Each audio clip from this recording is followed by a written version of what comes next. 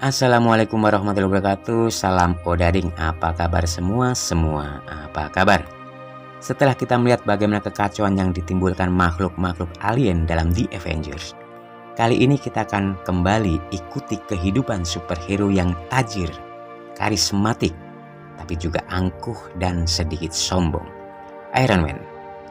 Setelah Iron Man resmi bergabung dalam tim Avenger, kita akan diajak melihat perkembangan teknologi-teknologi canggih yang dimiliki oleh Tony Stark. Ikuti ulasannya di Iron Man 3, langsung saja kita ke TKP, Odading, capcus.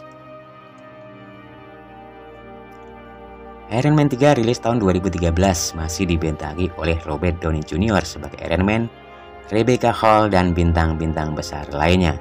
Film ini disutradari oleh Shane Black dan diproduksi oleh Marvel Studio. Kita akan diajak kembali ke tahun 1999, jauh sebelum Tony Stark bergabung dengan Avenger. Di sebuah pesta perayaan, Tony Stark berkenalan dengan seorang ilmuwan seksi bernama Maya Hansen. Setelah berbasa-basi sejenak, Maya kemudian menunjukkan hasil penelitiannya kepada Tony Stark. Tak lama kemudian, datang seorang pria yang sedikit kumel yang hendak menemui Tony Stark. Pria yang diketahui bernama Aldrich Killian tersebut memaksa untuk dapat bertemu dengan Tony Stark. Aldrich Killian adalah seorang ilmuwan sekaligus pendiri sebuah organisasi teknologi yang ia beri nama Advanced Idea Mechanics (AIM). Aldrich Killian berencana mengajak Stark Industries untuk bekerja sama, namun Tony menolaknya dan memilih menemui Maya Hansen.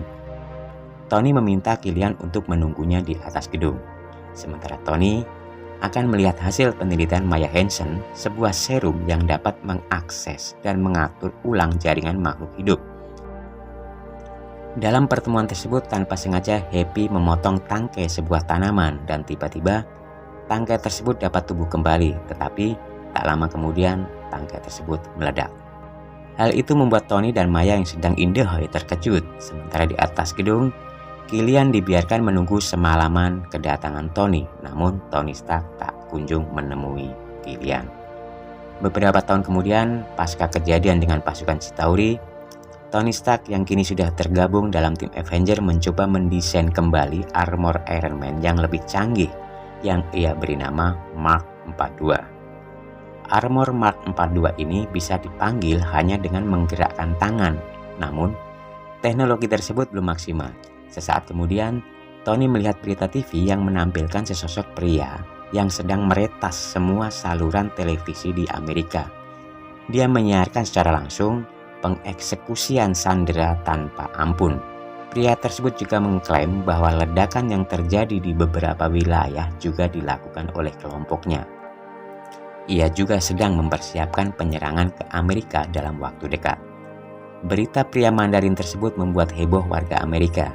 Presiden Amerika kemudian memerintahkan Kolonel Rhodes dengan armor war mesinnya untuk melacak keberadaan pria Mandarin tersebut.